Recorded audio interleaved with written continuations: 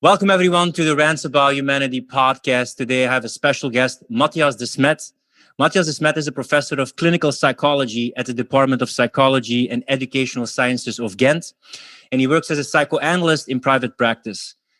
Mattias is the author of the books The Pursuit of Objectivity in Psychology and Lacan's Logic of Subjectivity, A Walk on the Graph of Desire. Furthermore, he is one of the founders of the Single Case Archive.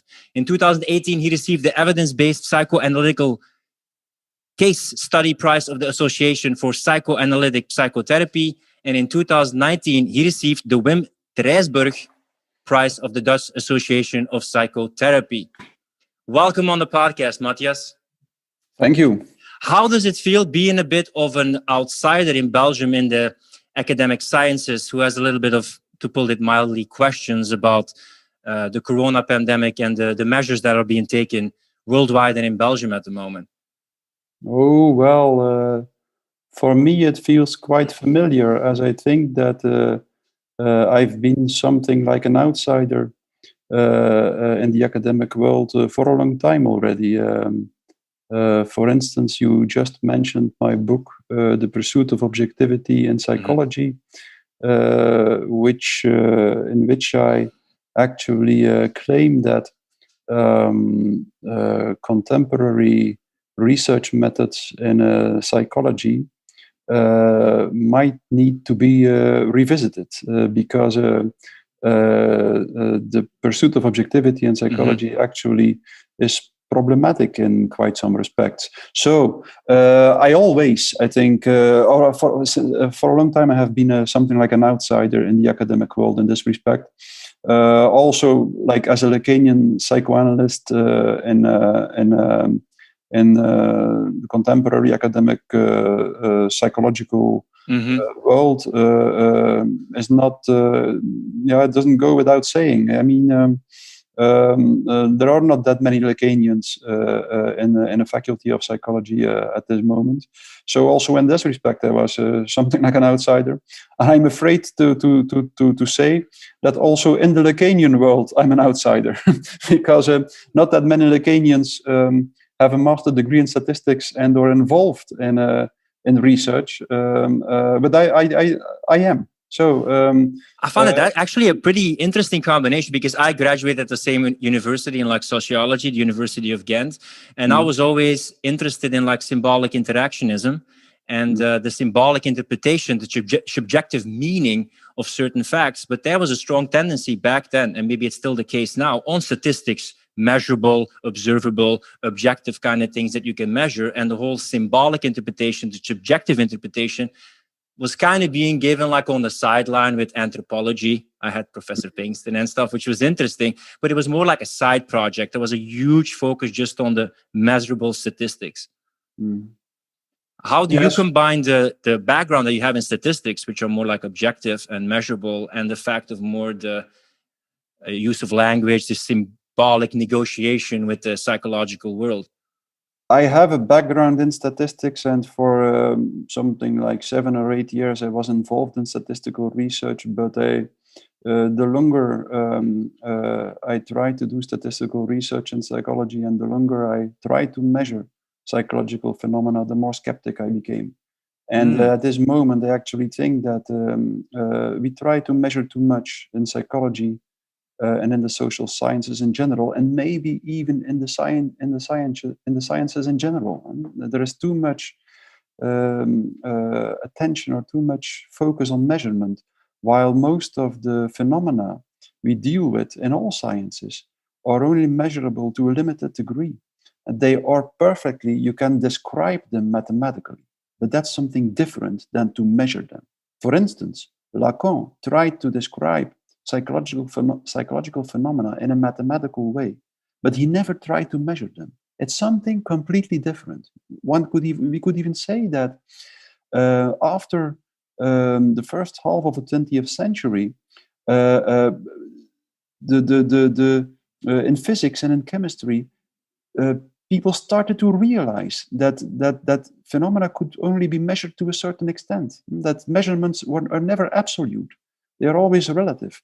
And after that, in the second part of the 20th century, a new a kind of science developed, complexity science, complex dynamical systems theory, which actually strived for mathematical description. So trying to find the formula that determines a phenomenon rather than trying to measure it, because people started to become aware that the act of measurement itself changed the phenomenon that they tried to measure. So they knew from then on that it would forever be impossible to really arrive at adequate and absolute measurement of phenomena. And that's why they started to strive for something else, and for mathematical description. And the more complex and the more dynamical the phenomenon is, the less it is suitable for measurement.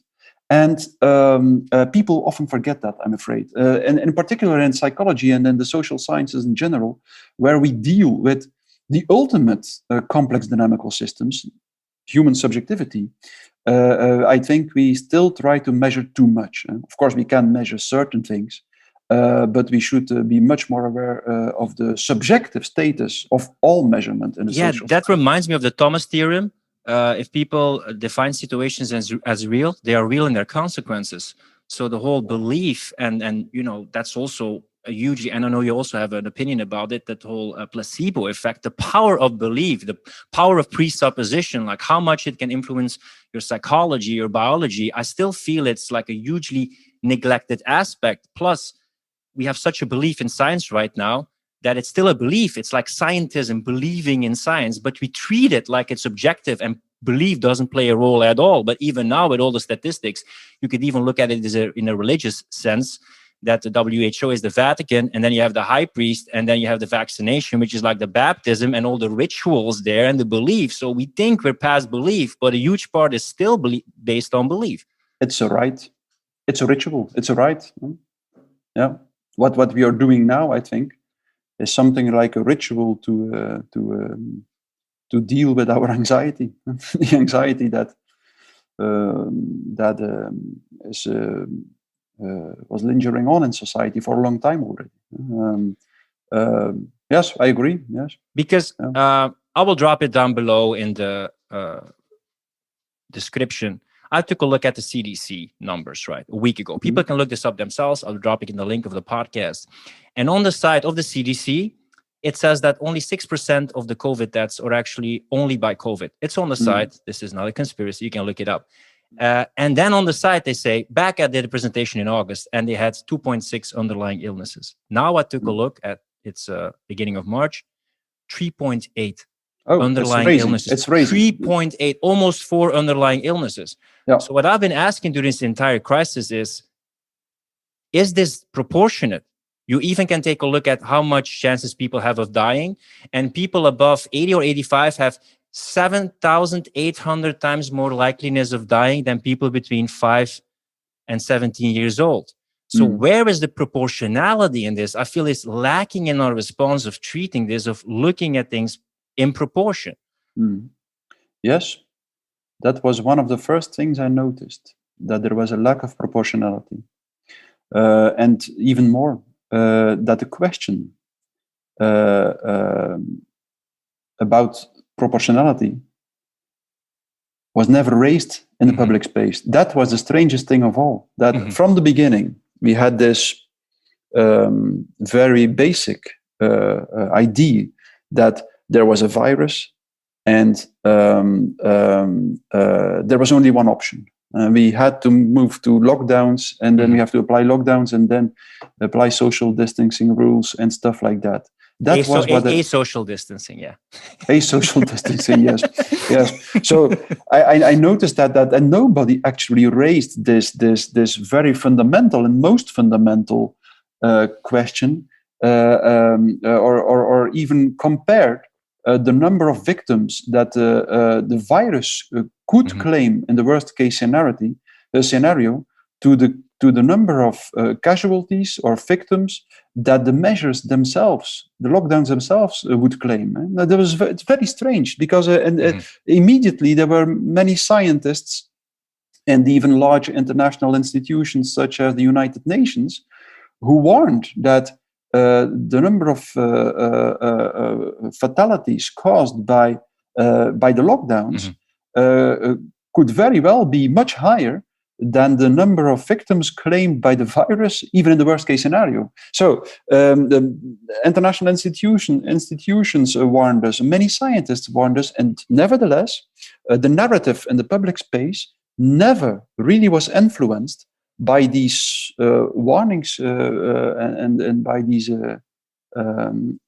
dramatic scenarios predicted by many people, or by many scientists, about the possible consequences of lockdowns, for instance. So that was one of the things I noticed, that it was a very strange thing that nobody ever really considered the balance between the costs and the benefits of the lockdowns. Yeah, I know you also said, and that's just me, I almost never been scared of the virus because I saw the numbers coming in and the demographic distribution, and also put it into context. In Lombardy, dirty air quality, the second largest elderly population in the world. So even though there were the nightmare scenarios, I put it into context. I look at the demographic, I looked at the distribution, I looked at how many people normally die. So it's like, okay, it's kind of like this. But it seems like that anchoring effect in people of the predictions, the statistical models, almost like, numbers taking over and making decisions for people, what almost like AI will become, has kind of programmed people, set the tendency that the cognitive dissonance can't handle the fact that they first reacted that way. Because there's more and more data, especially if you compare now with a year ago, that makes the crisis a lot less than as it was in the beginning, with people dropping dead in front of Chinese stores, etc. Yes, extremely strange. It's something that only can be explained in psychological terms, I think. But indeed, that is extremely strange, because actually the narrative was actually created or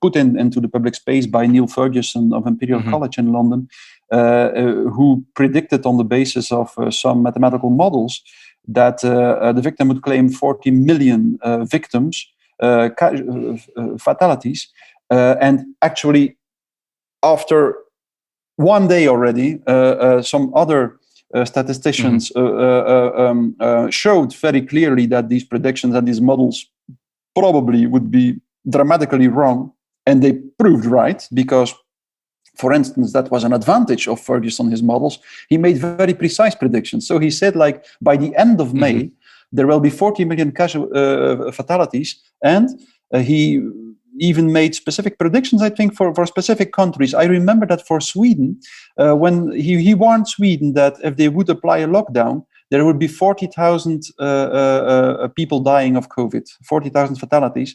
And if they didn't, there would be 90,000 fatalities by the end of May. So at the end of May, Sweden didn't apply a lockdown, and they counted 6,000 people dead from COVID. So which showed in a very clear way and that actually the models that Ferguson dramatically overestimated the danger of the virus. And that was a strange thing, that actually the whole strategy designed to counter the virus was based on these predictions of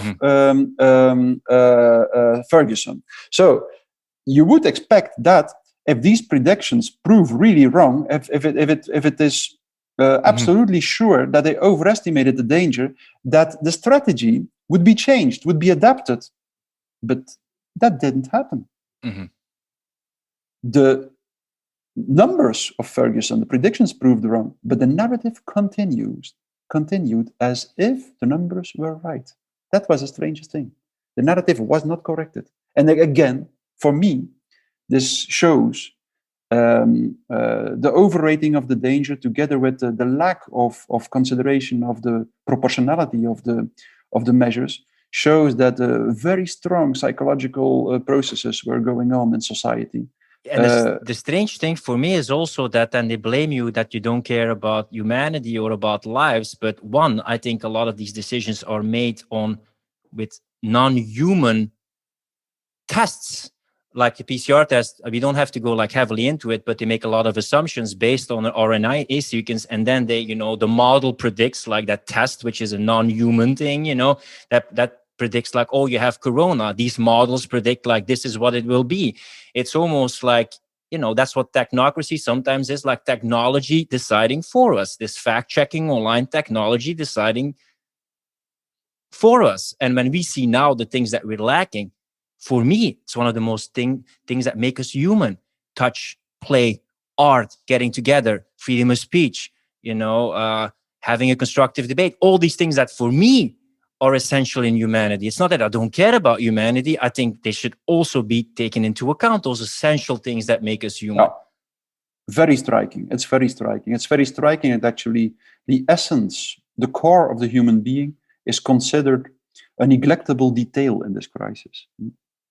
It's considered something that we should sacrifice in order to secure or to avoid even the smallest risk of being contaminated by the coronavirus, while it's getting clearer and clearer, I think, that all the measures, they do have huge collateral damage. They do cause huge collateral damage, but it's less clear if they really lead up to a good protection against the virus. that's. I'm going to let my Jungian in me loose, and I'm interested about your point of view about this. When I take a look at this, and it's in a symbolic way, I call it a bit like the overprotective mother. If you're going to look at that symbolism of like the matrix, when Neo is plugged into the matrix, he's almost like in the toxic womb with the placenta plugged into his head. And normally what happens with birth is that a mature human being, like a child, is brought into the world, take risks and become a mature human being. It's being fed by the mother and then released into the world. This is the exact opposite. These are grown, mature human beings who are kept in an infantile state by the nanny state, by the overprotective mother, under the virtue of protecting him, but actually keeping them resilient, triggered, infantile, not able to cope with life, not able to take responsibility. So for me, it's like a bit like the dark feminine overprotective mother, under the guise we're doing it for your benefit, but it's actually, keeping the citizens in a very infantile, immature, irresilient, irresponsible state. What's your opinion about that? Well, what you describe is the core characteristic of totalitarian systems, of course. They pretend that they will protect you and society in an optimal way, and to do so, they have to ignore what you want yourself. They think they know better what's good for you. Yeah, I call it mommy knows best. Yeah, mommy knows best, and there is no alternative. And that's something typical for totalitarianism. There is no alternative. If we don't, if the IC units fill up, then there is no alternative. We have to lock down society. But I agree. There is definitely there are similarities between the way in which government acts now and an overprotective mother. I would say, like, well, a mother without a lack. In the beginning of life, a child experiences and conceives its mother as another person without a lack. It believes that the mother is almighty and that she knows everything. And the mother in the beginning also behaves like that, and she has to behave like that until something like 3.5 years of age. A mother has to behave as if she knows everything, and if she's always there, or at least something in the child, in the state of a child, asks that.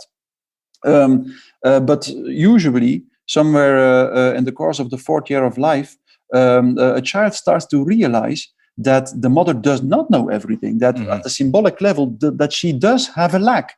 And at that moment, the mother also progressively, step by step, has to allow the child to contradict her, to interpret, to give meaning in its own way to the things of life. And so the child, step by step, has to be allowed some freedom, some symbolic freedom. And that's indeed when a totalitarian system arises, or when totalitarian thinking arises in a society, that's what tends to disappear. The space in which a subject can make its own choice, even in the private atmosphere, disappears. And the state, more and more, something in the discourse of the state prevents the subject of making its own choices. That's, I think, typical of totalitarian thinking. You're also Lacanian, like maybe I was too young to read it, but I kind of found it like funny that he was like analyzing language, but he was reading so difficult to read. At least for me, it was very dense and difficult to read.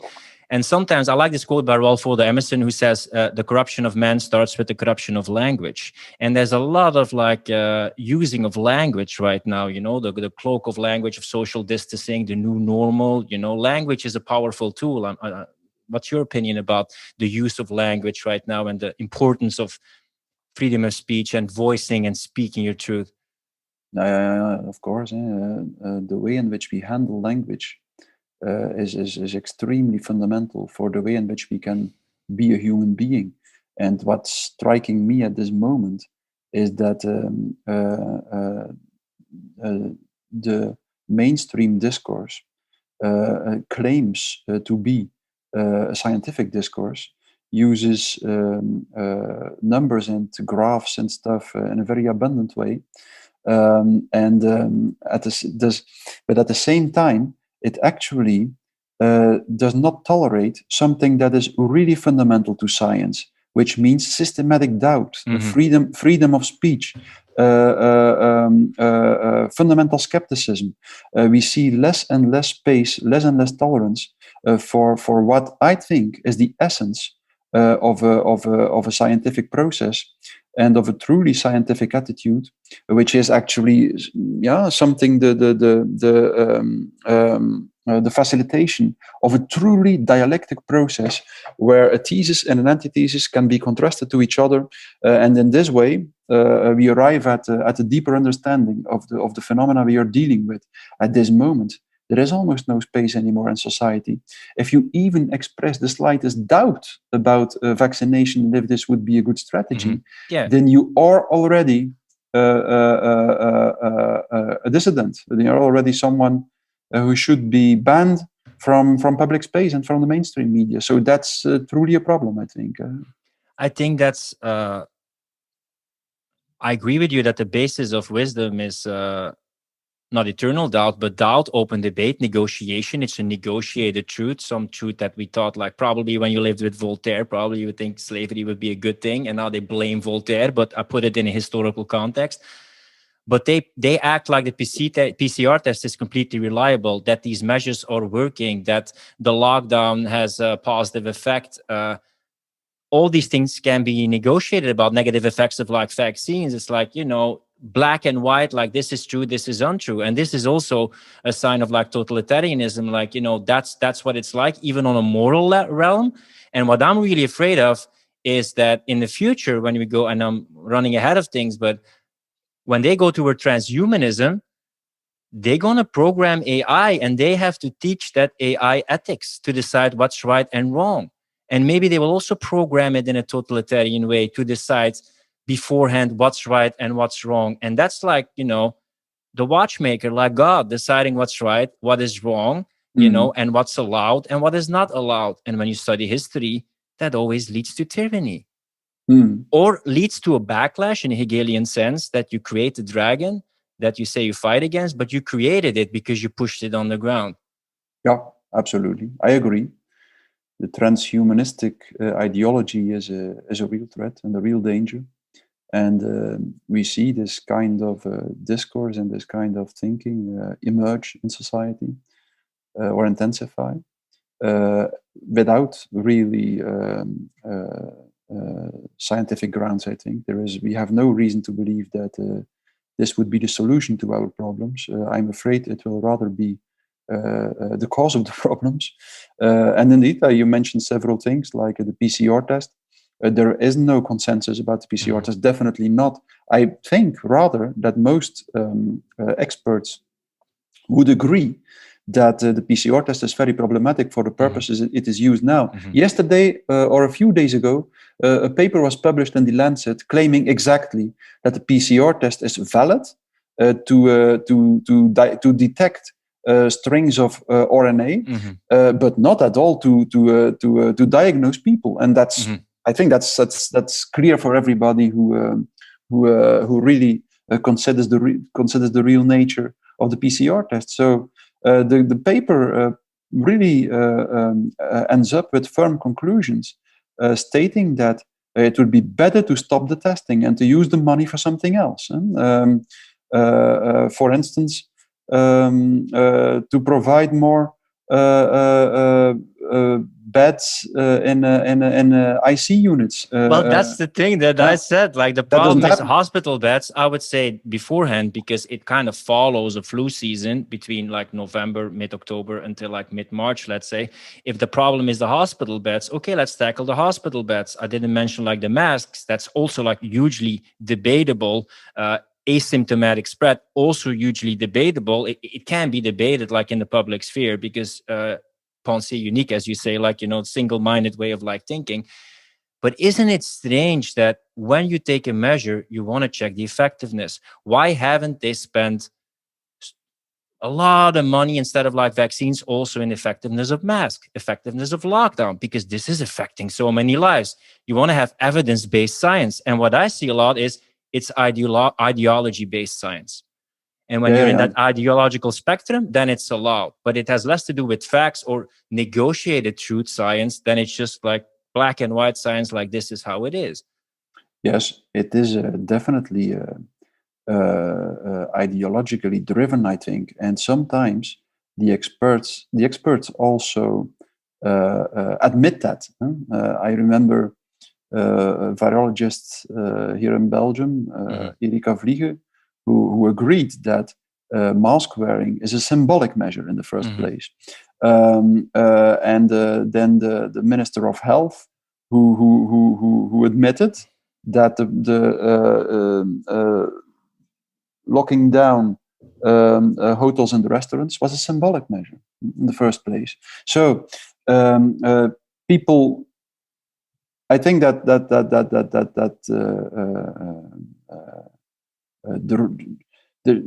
on the one hand, we could argue that there should be more research investigating the efficacy of measures, yes, but I am quite skeptical about it. Will the results, the conclusions of that research will depend on the subjective preferences of the people who do the research. Yeah, and this, and that is also what I think it's hugely threatening for your profession and for doctors and for scientists and virologists, because this is a crisis also of authority and expertise. So I'm hugely doubting right now, like, who I should trust, because I'm skeptical, but I'm more skeptical than ever.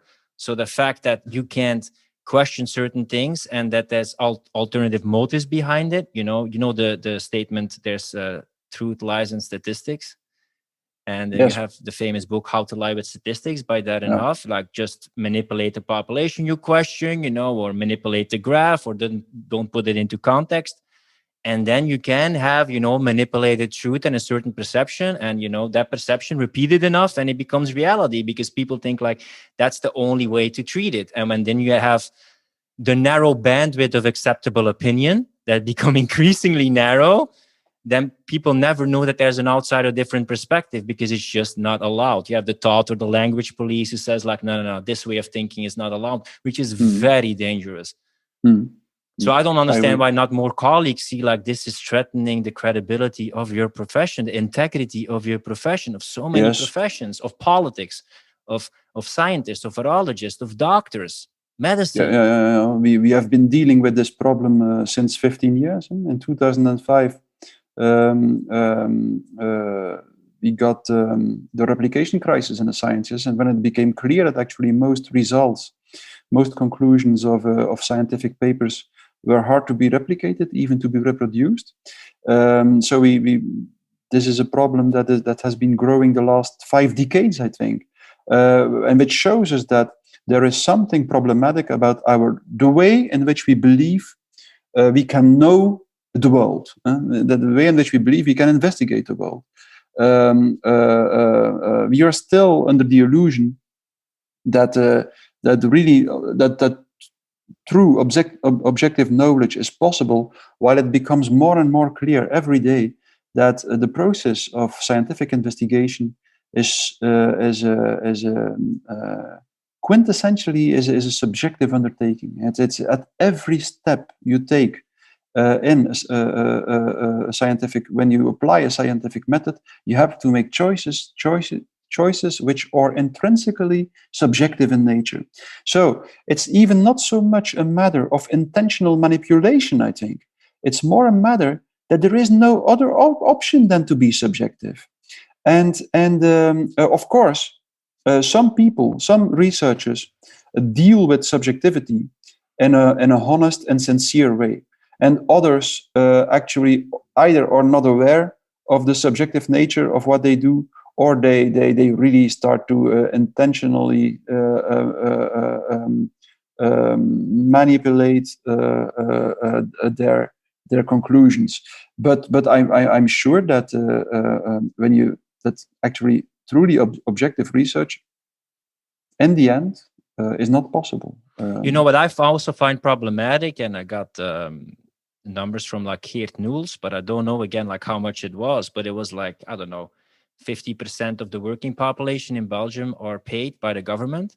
And also in universities, they're paid by the government. And then the students also a bit, like the national television, it's paid by the government. And people don't often attack the hands that feed them, just as the second largest donor or the biggest, depending if America would sponsor the WHO, is Bill Gates, with Bill Gates and Melinda Gates Foundation and the Gavi Alliance. So yeah, you're not going to at least attack the hands that feeds you, right? You maybe ameliorate, or it plays a huge part. So I also feel that the ties between universities and public institutions and the state is so big that most of the people are not going against them, or are not willing to put their reputation on the line to be character assassinated. What happens a lot, right? If you go against the narrative, they can remove you or go against you, and symbolic, you kill you on social media or on the information platforms. Yeah, and going against the narrative is always much more difficult and harder than following the narrative, of course. And indeed, financial ties, for instance, do influence research, and that's well known, and that's why academic or scientific journals always ask you to mention the financial ties you have, because they know that they have an impact on a conclusion drawing in research. So it would be good, I think, if we did this a little bit. If experts also did this during this crisis, just to mention every time they appear in public space, at national television or something, that they mention, look, I have financial ties with this and that institution. That would be, I agree, it would be good. I mean, that's the level also where I have the discussions. I also talked about it in my presentation that I made, like, listen, I'm a truth detective. I want to help people think. I want to provoke thoughts. But if the people who are involved in the decision-making benefit from certain decisions, that should be highly questionable. And I see this all the time, that the people are asked for guidance and decisions. It's almost like, hey, I'm an arms dealer. And then you sit in a panel and we ask, should we invade this country? And then I'm saying, yeah, we should do it. I mean, you should think twice to listen to me, because, I have skin in the game, I have something at stake. But that is happening like all the time. Also, I heard that the panel in Belgium, that they're all paid by the state. And there's a lot of not so much private experts in that panel. So there's a bias there, I don't think it's reasonable, you kind of... What do you mean? What do you mean with paid by the state? Weren't they? I read it. You can always dismiss like what happened of the people who were like in the panel, that the people who were like subsidized, that the most of the people who were in the panel or the expert panel, that they were like paid by public institutions. So the public narrative, that it kind of steers like what they think, because again, they finance them, they pay for their job. And I think that's highly problematic. And sometimes I see people speaking for unions of businesses, and even they say like, yeah, it's good, the lockdown, and we should continue it. And they should be speaking for the side of the people who are behind them, right? Not say, okay, no more hospitals and we don't care. No, but like also take this into account. I call it like the Holy Trinity, the hospitalizations, the infections, and the deaths, and that's it. It's like that narrow focus on these three things: depression, suicide, loneliness, poverty, famine, relationship breakups, spousal abuse, lack of taxes, lack of income, hopelessness, the future, the way we're raising children, all these things. No, we zoom in on that little corner in our house, and we forget the rest of the house, let alone the whole neighborhood, let alone the future and the world. It just seems crazy to only focus on that narrow angle to look at what's going on.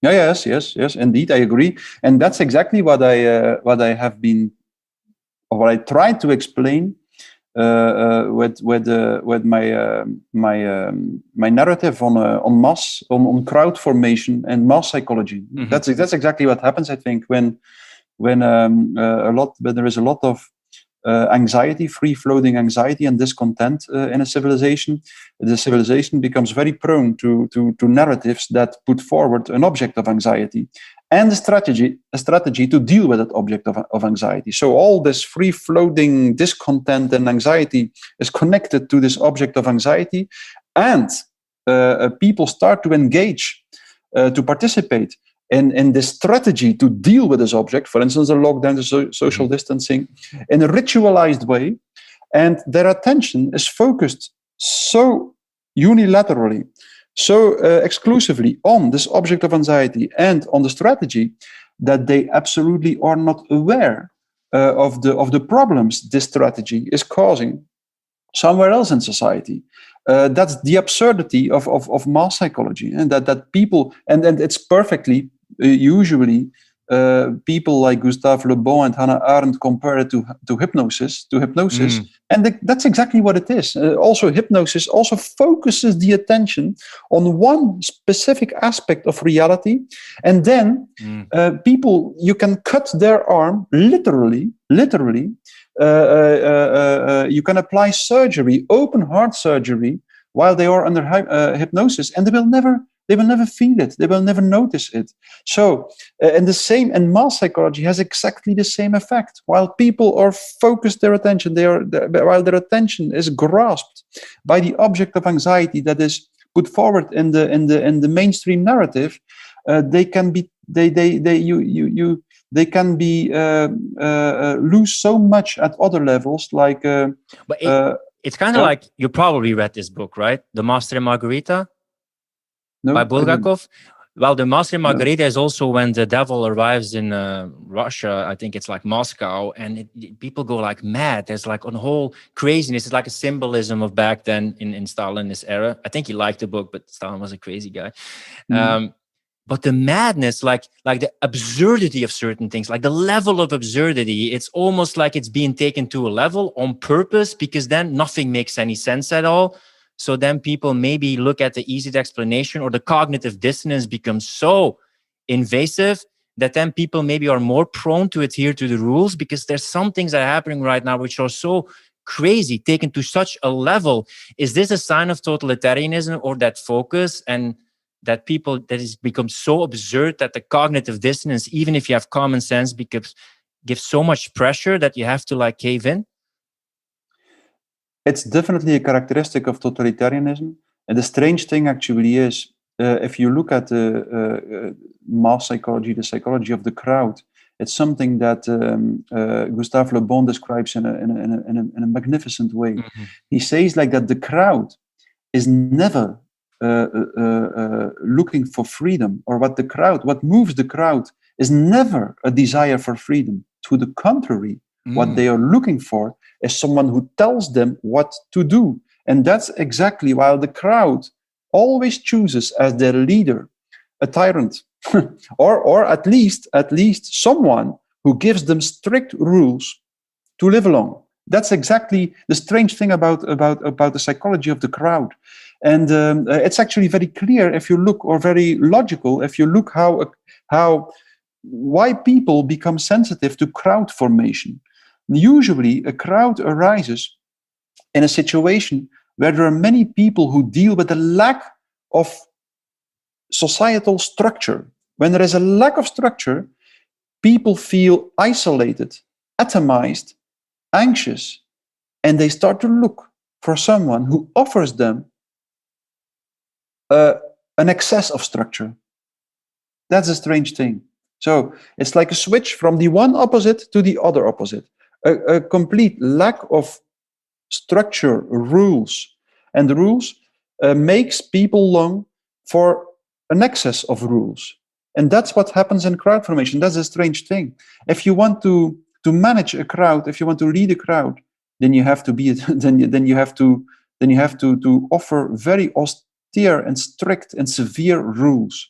And that's what, in one way or an unconscious way, people are looking for when they're sensitive for crowd formation.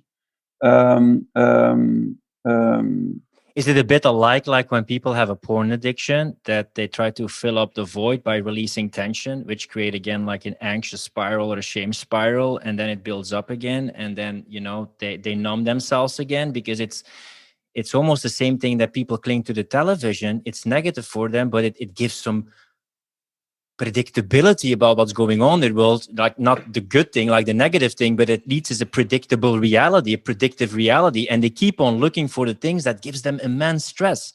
Yes, that fills a void, but it doesn't fill it, but it keeps them occupied, and they repeat that addictive hypnosis pattern, even if it leads up to radical self-destruction. So that's what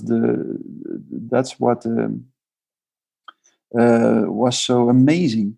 When Western researchers observed what happened under Nazism in Germany and Stalinism in the USSR, that they noticed that people were radically self-destructive, even if they knew that Hitler would lead up to the destruction of a German population. They continued to follow him, and even if they felt that Stalin, that conditions got worse and worse under Stalin, they continued to adore him. That was a strange thing. I kind of compare it to people who are being taken hostage, and in the end you have the Stockholm syndrome. The funny thing is that in Stockholm they have the most freedom right now, almost, that they think like, oh, I'm so happy that this person is taking me hostage because he's protecting me from all the criminals outside. Yeah, indeed, stuff like that, indeed. And we have, I think, like we still do not succeed in really understanding what freedom means to people. For a human being, freedom is never the easiest way. Freedom is really it's struggle. You have to take responsibility. You have to take risks. Freedom is extremely satisfying after a long time, because you feel if you're free, if you make your own choices, if you choose, that you realize yourself as a subject, as a human being, and that you really start to exist as a personality and as a human being. But before you have this satisfaction, you have to struggle hard for many years.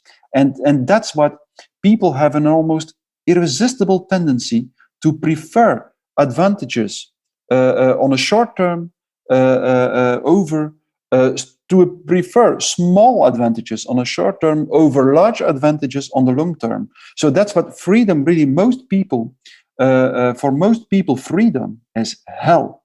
And when they are confronted with a situation with a lack of structure, with a lack of rules, they start to long in an irresistible way for someone who takes their freedom away. That's a strange thing, and that's what I often hear now during the lockdown and with the curfew, preventing you of going out after 12 o'clock or 10 o'clock. A lot of people, some people have told me, like, well, yes, this curfew is not democratic and we don't like it and so on. But on the other hand, we are always going to bed early now, and we do feel better the day after. So, in one way or another, people think it's easy that someone else decides for them, regulates their life, and take away the burden of their shoulders of having to choose themselves. Yeah, I sometimes say they didn't want to go for herd immunity; they went for herd mentality instead. Yes, because I mean, it can maybe sound a bit harsh, but if I would have to explain to a person in the Middle Ages that we have to lock down and change society completely and I know I'm using the numbers by Ioannidis from the WHO, that the mortality rate is like 0.23%. Like that's, the widest range that he would give to the mortality rate, where on average in the West, the people who die are like 81, 82, 83 years old, which is an age not told the comorbidities, which are natural. There's nothing outside of the ordinary. We should protect them, of course, but to donate all focus and resources of a society that are finite and come from the citizens for something that is a bit a biological phenomenon, also with like flu and bacteria. We had evolution in symbiosis with bacteria and viruses, seems completely absurd. How can I tell the coming generations that we gave up society and, reinvented society and changed everything for something that was like 0.23% mortality? How is this again disproportionate? This doesn't make any sense for me to be so extreme in treating this. Yes, I think nobody will be able to explain it later on. What happened now? I think it will be considered as one of the strangest psychological states a society ever went through. It's extremely strange. Indeed, the mortality rates of Ioannidis, they seem quite realistic to me. 0.23%. Indeed, and the average age of the fatalities is 83, I think, in Belgium, which is a little bit more than the average age of dying. It's like 83 generate. So yes.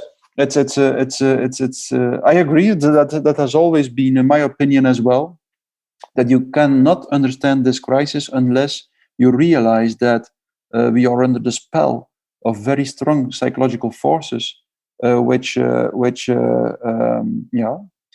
prevent us from considering problems with an open mind. I also read the classics. Also read Ernest Becker, the denial of death. That in a way we try to avoid that, put it away, but in a way we want to leave behind something meaningful. As existentialist in me, that's like speaking. But I think nobody at the end of their life will say like, "Hey, you know what was the best moment in my life? When I was safe, when I was comfortable." When I was, like somebody else took care of me and decided for me. Nobody will look back at their life and say, that's the most meaningful, that's the most alive, that's the most fulfilling parts in my life. I mean, life in part is taking risk, taking responsibility, failure, growing, learning, making your own choices, then seeing you did the mistake, then, making it up, etc. That's like being a human. And I have a quote that is like, the danger is not for robots to become like humans. The danger is for humans to become like robots. Yeah, and in a way that right for self-determination, that way to not hurt people, but think for yourself, freedom of speech, freedom of expression. That is at stake right now. And that's everything for me that's meaningful and that gives a fulfilling life. And for me, that is essentially, if we want to remake the future, I want to make a meaningful, fulfilling life at the center. And we have been worshiping the altar of technology and progress, and that's the main thing, and we should be running behind it, almost like Alice in Wonderland. Here you have to run twice as hard just to stay at the same place. People are never been as anxious, as lonely, as depressed, so it's not making us happier on a human level. So we still following that enlightenment ideal, like, hey, technology and more progress and we're happier. Well, we have now decades of research that it's not making us happier. So why are we still worshiping it and putting it at the core of everything that we do? Shouldn't we integrate it, that we have a meaningful life, a fulfilling life, a human life, and then have a broad debate about it instead of just having this transhumanism, technocracy, faster, easier, more comfortable, but it's not making people happier on an existential level. No, that's where the debate should be about. How do we want to conceive life? What are the different options? What are the different ideologies we can adopt to try to conceive a future for the human being? What future do we want? The ideological background is completely neglected. It is as if there is only one ideological background which is scientific and which is justified. And that's not the case at all. There are many ideologies that can give rise to science or to a scientific consideration. And even that, science has its limits. Science has its limits. We should not expect too much of science. And it's a good thing that we try to follow reason. But if you really follow reason, if you really follow it in a honest way, then you soon approach the border of reason. And then you see that there is a limit to what can be understood in a logical way.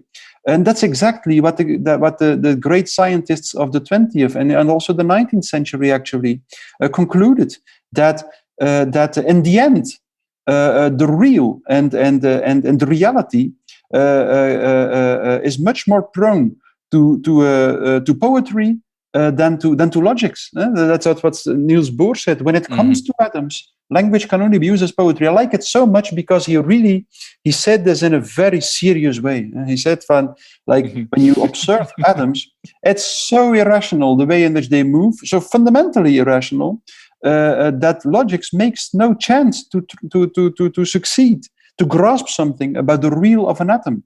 So you should turn to poetry to grasp something of the essence of the behavior of atomic particles.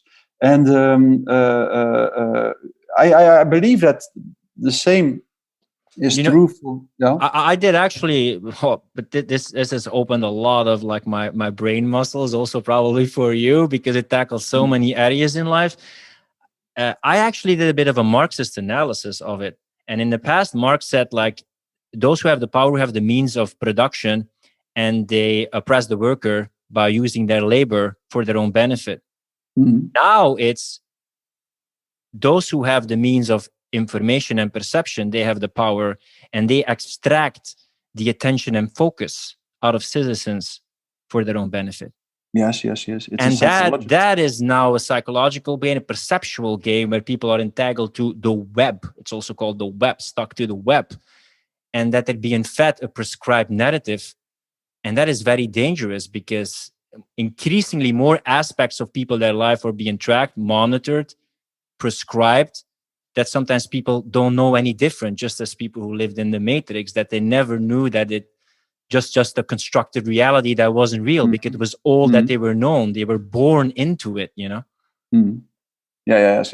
I remember when I was 17 years old, I went to the movie theater and to watch a James Bond movie, GoldenEye, I think it was, with Pierce Brosnan. And in the beginning of the movie, someone said, I don't remember who, but someone said, the one who controls the media controls the world. And that's true. And the one who controls the narrative controls the world. Of course, the one who creates the matrix, you could say, controls the world, and that's exactly what we are facing now. We are facing now the problem that there is a narrative of which many people, I think, realize that is really limited, and that it is not at all. It does not at all represent the facts, but at the same time.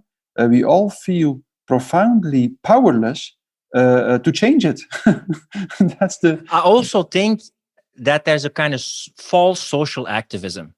That people do a tweet, people do a like, people do a post, and they think like, oh my God, I'm doing the same thing as Martin Luther King in Washington in 1963. And it gives that false sense of like, I'm an activist. But in the way you just do it on a platform, Facebook, that's a whole other discussion, etc. It's on rented territory, and it also has an ideological basis. That also takes away of the organic connections between people and the real activism and the real standing up for something and creating movements. I think social media also plays a huge role in the false social activism and the remarkable, at least that's what I found, the kind of acquiescence of people to condone this and not protest and stand up, despite the measures, of course. How do you look at it? Yeah, I also think that it is I don't think it's a good thing that people limit their actions to the social media, because in one way or another we are all sucked to the computer screen, and we act only in the virtual world, while real life is going on somewhere else. Yes. Before the Corona crisis, I never used Facebook or something. I never did it. But then I started to write opinions, and I started to think about ways to disseminate them. And it felt like, I rather take a Facebook account and get as many followers as possible. But now I see that it doesn't really have a good effect on me. I try to use it less because it's not really gratifying, or it doesn't really. It rather sucks me empty than that it's giving me a real satisfaction. And I believe indeed that one of the reasons is that you feel actually that your life is, when it only has consequences in the virtual space, it does actually have no consequence at all. It's yeah, and also we live in the attention economy, so you can be a nobody and you can have a lot of followers and your tweet gets a lot of tweets and likes, and you can be invited in a studio and speak your opinion because you got a lot of attention. While in the past, to be able to speak in a studio, you had to have some credentials, you had to have some books, So I feel like the discussions in the past, also on the BBC, were a lot more in depth with a lot of people with expertise, and they deserved their stage on the platform. But then it was based on authority and credentials. Now it's just based on attention and whatever gets, the followers and the headlines. It's also what I blame the newspapers. Attention is the currency, and it gets eyes on what they do, also the politicians. But it's actually polarizing people, and it's not bringing out the best in the citizens, even though a lot of these things are paid with public tax money. Yeah, indeed. You also talked about the Solomon Asch experiment. I always found that very interesting when I read it. I was always wondering how I would react. It's the experiment where you have lines, and only certain lines are in equal length, and then they go to a group and then they say hey, which lines are equally long, and they planted people who say the wrong thing, and then I don't know how many people, maybe 80-90% adhered with what the planted people said, even though clearly the lines weren't as 75%. 75%. Well, only 25% consequently gave the right answer. Yes, against group pressure.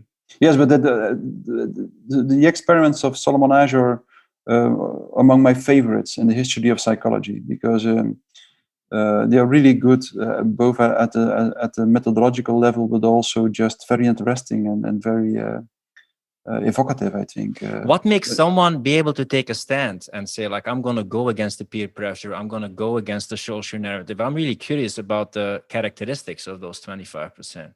Yes, that's a good question. What makes that some people stand group pressure? Nobody knows, actually. It seems that it is a characteristic of a human being that cannot be gauged, that is hard to be described. It's actually a fundamental, irreducible characteristic of a human being to make the choice either to take the easy road and to go along with the group, and to avoid having to go against the current,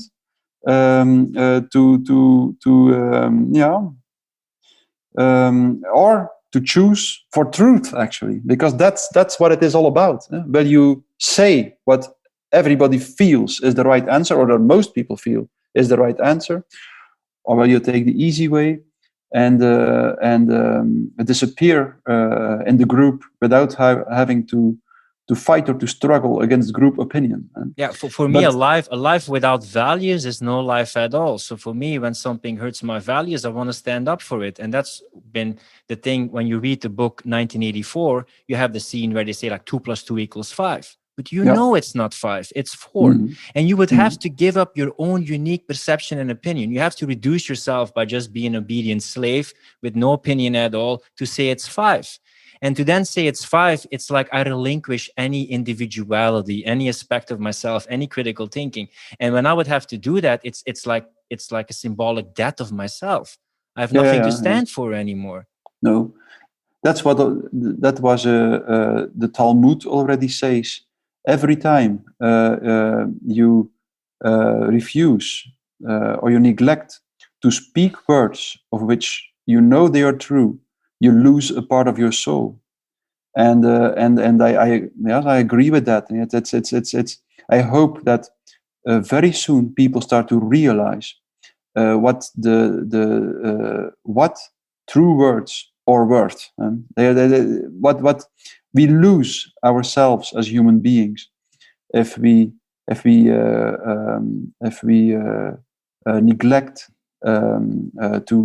to speak words of which we know that at that moment and to the best of our thinking and reasoning are true. But the experiments of Ash, they really show in an amazing way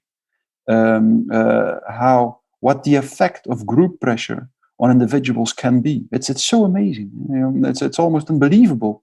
But at the same time, we actually see it time and time again on the news and stuff.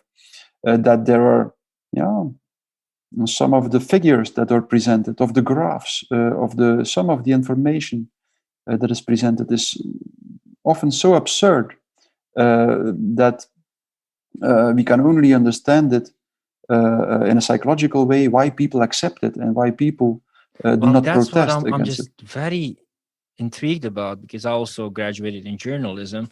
But okay, some people must buy into the narrative, okay, but there must be some people who see still different kind of information, different kind of angles, who want to have investigative journalism, and they go every day to their job thinking, how can I keep my population the most scared possible, bring disaster news, and they go to their job every day, even though they see other angles and information. I mean, of course, there's cognitive dissonance. Of course, you want to give value to what you do, but I don't understand how people can see this and then just ignore it or know it and still go to their job and participate on this on such a level, on such a scale. What psychological mechanism drives someone to be able to do that? Because once I would see a glimpse of another perspective, I can't unsee it. It's like once you bite from the apple, right and wrong, even though it's not a nice reality, I still want to choose the truth. I still want to take that into the equation. But that so many people keep on participating in this on a political, on a scientific, on a media level, that blows my mind. Yeah. But you can look at it from two angles, I think. On the one hand, you can wonder how it is possible that the majority of the people refuses to see the truth.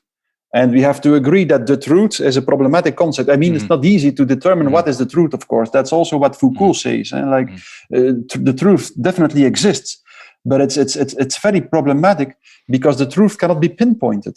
It's something that appears time and time again on a different place. It's something that can never be formulated twice in the same words. The truth, said Lacan, is always new. Every time again, it will appear in a new light, in a new way, in a new dress. And that's a nice thing about the truth. But nevertheless, we all feel in a certain situation that there is something that is not said and that nevertheless is true. And then some people take the responsibility and try to put it into words, no matter how difficult it is. So I think you can look at it from two angles. On the one hand, we can wonder how it is possible that many people refuse to see that something is not said and that the story that is told, the mainstream narrative, is not right and that there is something wrong with it. On the other hand, we could really be surprised that there are some people who really took the pains of going against the current and who tried to see what the other people don't want to see. Both things are amazing in one way or another, I think. And history has shown that there always have been people like that. There always have been people who are prepared to risk their lives, to give their lives, to try to formulate these specific words of which they think that they are true or that they should be spoken against the rest of the people. Because I think people don't really realize like freedom of protest, freedom of assembly, freedom of the body, freedom of speech. So many freedoms are being retracted. And some people see it now as something temporary. But I look into the future like this can become a permanent way or a default way of treating this. And you also make sure that not a lot of protest is possible, because you can't protest, you can't assembly with a lot of people, like your opinion is being censored. So that makes it also problematic, because there's like two narratives. When I put on the TV, it's like, oh my God, it's the apocalypse, it's the worst thing ever. And today has been like a great sunny day, drinking my tea, hey, and smiling. And there's like a huge disconnect. It's like they tell you every day for a year, there's like an angry bear outside. There's an angry bear outside. And then for a year, you don't see any bear.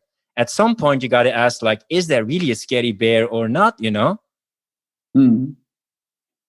Yeah, some people don't. And maybe ask a question. So how do you see people? I mean, I've been inspired by Henri David Thoreau, Civil Disobedience, and finding ways. Me too. It's nice, yes. Yeah. How do you see ways to counter this? How do you see, somebody asked in my audience, how do you break the mass hypnosis of people? Like, what are some ways to... Well, the good news is that crowd formation and totalitarianism is intrinsically self-destructive. That's the good and the bad news at the same time. And that's why Hannah Arendt says, like, tyrannies and dictatures can continue for thousands of years, but a totalitarian system not. It breaks down in a much shorter period of time, because it is intrinsically self-destructive. A dictator is not necessarily self-destructive, not at all. From time to time, there were dictators who ruled in a constructive way. But totalitarianism is intrinsically self-destructive, something that is already mentioned in the 19th century by Gustave Le Bon, before the first totalitarian system ever arose, because the first totalitarian systems emerged in the 20th century. But Gustave Le Bon already mentioned that in a very clairvoyant way, in a very prophetic way. He said, I notice there always have been crowds. And so a crowd for Gustave Le Bon is a kind of group with very specific characteristics. And so, for instance, a group in which all individual characteristics disappear and everybody has the same characteristics in a very strange way. Everybody is exactly as smart as the other. So that's one characteristic of a crowd, according to Gustave Le Bon. And Gustave Le Bon said that crowds have always existed, but he said, what I notice is that their strength and their impact on political decision making is growing, he said.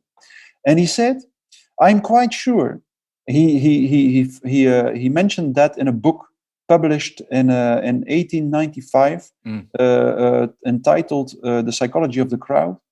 And he said, I expect that the impact of the crowd on the political level and on the elite, the societal elite, will rise, will get larger, and that soon we will see political systems which actually are governed by the crowd.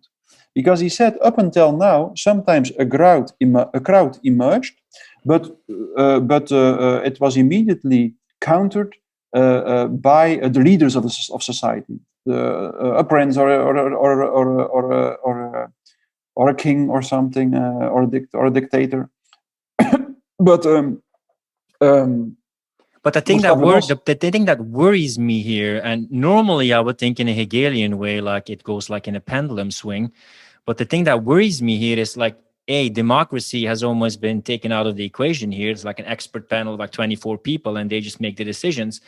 And it's actually not the citizens who decide things. It's actually the big media, big pharma, big money, and those things. And I see more and more decisions being made by technology. So one thing that worries me, but this is a very disastrous scenario, if we're going to track and trace more people, like, more data, you have more control, predictive control. So when you can have more data about their perception, about their behavior, you can also influence their perception and their behavior. What you say, what you do, what you eat, how you move, how you assemble. And when you then give the decisions to like technology instead of people, and more money accumulates to like big corporations, globalist institutions, it's almost like the means of resistance have been reduced, because that technology doesn't sleep. It keep on growing and it can control people. And the human element is being taken out of it. That's this utopian side in me, but that's another equation that didn't happen in the past with revolutions and like the pendulum swing. No, that's true. Yes, something changed. Technology changed. That's true. And I'm afraid the years to come might be terrible years, but still they don't scare me. It's strange because I know that this might be the last episode of a world which is leaded and which functions according to the illusion of control and manipulation. And we might what we might see now is the emergence of the ultimate totalitarian system, which Hannah Arendt predicted in 1951. In 1951, Hannah Arendt said, "We've seen the decline and the fall of Nazism. We see that Stalinism is on its way back." But she said, "Make no mistake, when these systems disappear, the core, the essence of totalitarian thinking will continue in society. And sooner or later," she said, "and probably sooner, there will be a totalitarian system that is a worldwide system." And she said it will be a very strange totalitarian system. It will be a monster that devours its own children. She says that literally. It will be a monster that devours its own children. And it will be a worldwide system. And she mentioned already that the emergence of large international institutions would contribute to this worldwide totalitarian system. And she said, like, this system won't have an external enemy, meaning that it will much quicker than the totalitarian systems of the 20th century, it will devour its own children, because every totalitarian system ends up devouring its own children. That's the last phase, and it always happens. And it always happens in the most terrible way. And I think that might be what we are seeing now. The rise of a worldwide totalitarian system. And in any case, I'm sure that what we see now is the intensification of totalitarian thinking. Kind of the thought processes that we see now in the media are extremely showing this core characteristic of totalitarian thinking, the constant illusion that there is no alternative. And if this happens, then that has to happen. And it is this inflexible, rigid logic that, according to Hannah Arendt, is the essence of totalitarianism. That, she says, when you see this kind of logic appear, this kind of logic which tries to convince people and which tries to convince everyone that there is no alternative, and that because there is no alternative, you have to cross all ethical boundaries. And that's what's happening now, actually. It's like the Borg. Have you ever seen Star Trek or not? No.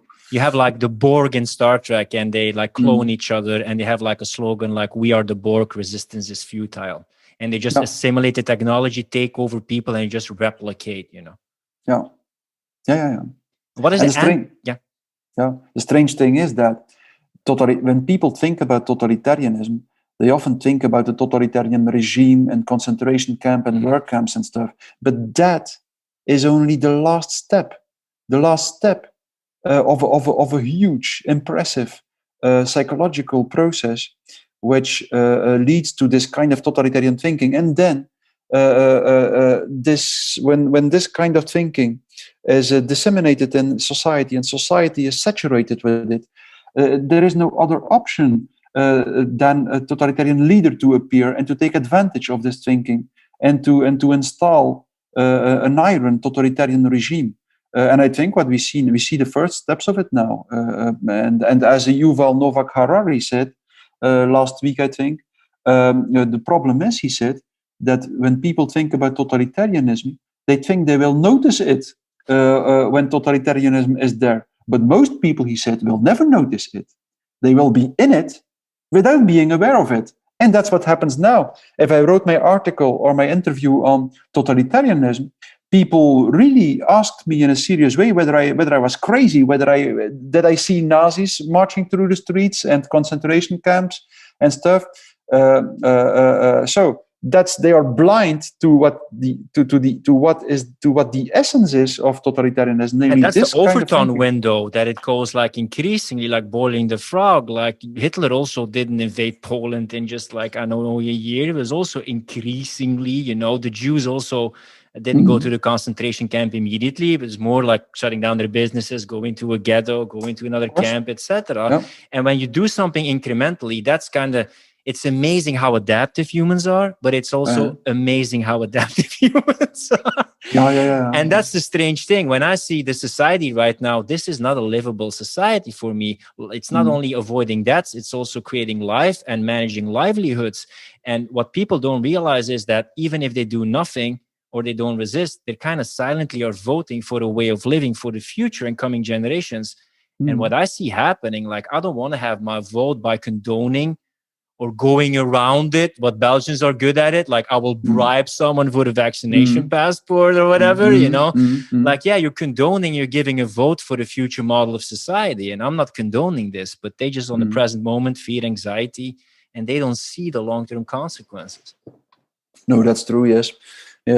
And they could even be not so long-term. I think we could be surprised what will have changed till the end of this year, I think. Yeah, and it was very surprising for me because normally it's like, don't touch my children. It's like so visceral for like mothers when you come and touch their children. But even now when I see the distancing and the mask and that population is almost no deaths in that population between 5 and 17. And when I see what's happening like with adolescents and the youth, that mothers are even condoning this, that surprises me, because we had one of the biggest marches ever in Belgium when something happened with our children with the Dutroux crisis. So I would think like, yeah, they're going to take a stand. These moms are going to unite at the schools. But even then it's not happening, which surprised me a lot. What is the opposite of totalitarianism? What is some way to combat it, or what some elements to stand up? Or is it just the process of enhancing the chaos, entropy, and then it would create order and a counter movement? The opposite of totalitarianism is definitely not radical freedom or absence of rules or laws. It's the opposite of totalitarianism is a constructive, productive, fruitful way to handle laws and rules in a society. A law and a rule should not be used or should not be opposed to subjective choice and subjective differences, but it should guarantee a space for every human being to be creative and to make his own choices in society. That's exactly what the law should guarantee. The law is exactly there to guarantee to everybody that he has a certain personal freedom, and that's what a law should be. So there should be a law. There should definitely be a law. And it can even be imposed in a quite radical way, I think, but it should always be imposed with the goal or with the purpose of guaranteeing to every individual that he or she can be free to a certain extent and that he can make his own choices in life and that he can exist as a human being, which means as a being that makes his own choices. So the opposite of totalitarianism, of a totalitarian way to impose a law, as a way to impose the law which guarantees freedom instead of opposing it and exterminating it and radically erasing, destroying every space in which a human being can be a human being. And are there limits to freedom? And what should those limits then be? Because some people say, yeah, yes, but it's killing people's lives. You're committing violence onto other people. So that is where your freedom ends. That's only true within a certain narrative and within a certain logic, I think. And we have to, of course, there are limits to ethical. There are ethical limits to freedom. We cannot do everything we want if it has consequences for the other. But at the same time, it's extremely clear that human beings always are a little bit dangerous to other human beings. And if we want to eliminate that little risk, there will be no human beings at all anymore, because we will force human beings to be, as you said, a machine. For instance, so are there limits to freedom? There are ethical limits, and a human being is never entirely free. I'm sure that the aspiration, the demand of the striving for radical freedom ends up in the opposite. That's what I mean. It ends up in a radical longing for totalitarian rulers, I think. But I think human beings, the first thing they have to try to become aware of is that there is a limit to their own logical understanding, to their own reason. That they are limited in their capacity to understand the world and to control the world and to manipulate the world. And they should try to connect to a kind of knowledge that is out there in the real, and that will tell them time and time again in an always new way how they have to, or they can exist as a human being. I think what we are mainly stumbling upon now is upon what the ancients called hubris, human. How do you call it? And Tower of Babel. Yeah. Yes. Well, indeed, the illusion that we can understand everything, and that our knowledge that we can live our lives starting from our own logical understanding of life. That's just not true. Every time again, you have to be aware that the world around us escapes our understanding, and that exactly because it escapes our understanding, because we can never reduce it to the categories of our own thinking, that we have to show a true respect for other people, for the world, for the things in it, because we have to be aware that something out there can never be reduced to how we think, and that we always have to listen in a careful way and try to hear what this otherness is trying to tell us. And that's the opposite of like hubris, like humility, right? Like humility towards like nature, that we're a part of it, and that we're lucky that we have so much control and like comfort. Like whether you're a Jungian or a Freudian, like the immense power of the unconscious, the irrational, how it can control us, how it can possess us, the immense atrocities, but also fantastic things that humans did. That's why I read about the evil, to become a better person, to understand that part in me that could become like that, to be more humble, to integrate my own bad parts in myself. And that makes me like, trying to negotiate life with my own ethics. But I think that's a valuable quest, that shedding light into the dark, and you might see things that you don't like, but it illuminates things for me. It puts things into perspective. And for me, it gives a much more holistic approach. And instead of devouring me or making me destructive, it makes me more humble. Pushing them in the dark, under the rug, ignoring them, that then festers, and that breeds a lot of evil. And people often think that it's the opposite. Yeah, indeed, I agree. And it even leads up to a different relationship with dying and death. I noticed that. If you accept that you cannot know everything in one way or another, for me, it gives me the peace and the calm to accept that one day my existence here on earth will end. It's strange. The moment I started to really accept that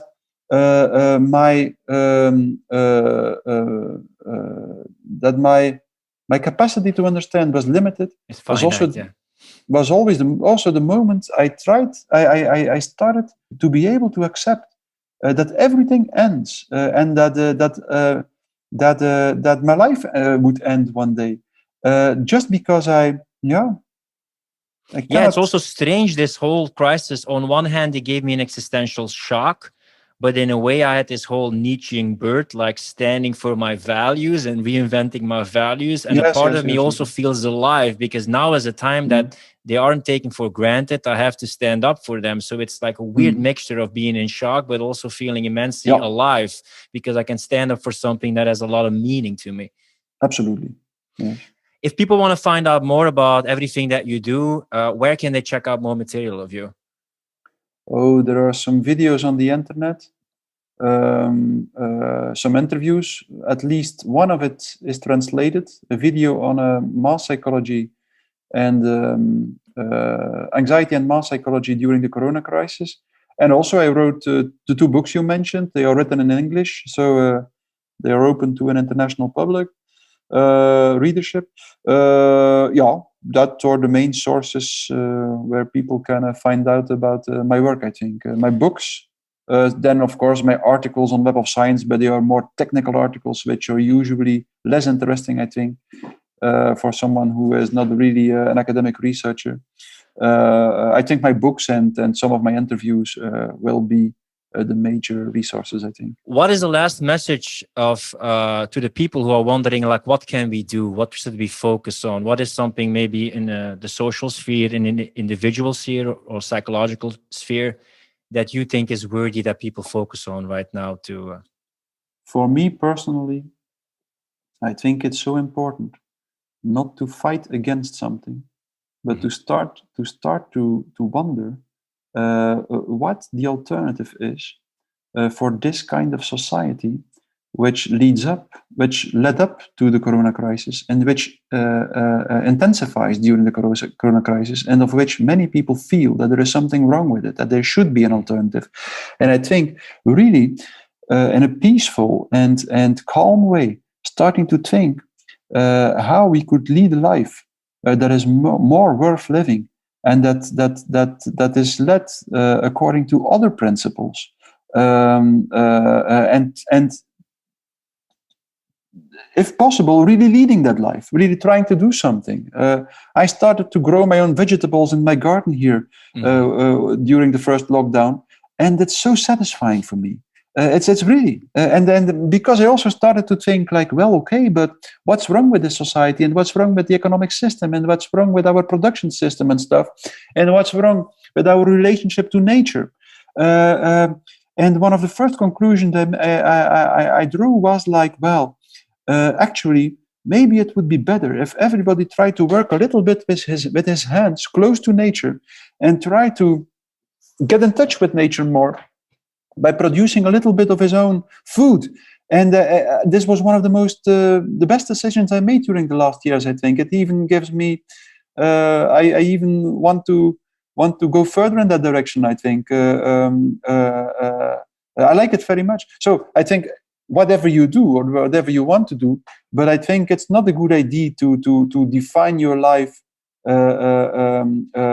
too much in a struggle against something else. It's better to try to define it in a positive way and to really take steps to lead a different life, because it's possible. It's possible, and that's the ultimate solution to the crisis, I think. People who really offer a true alternative to the dead alley we find ourselves in now, I think.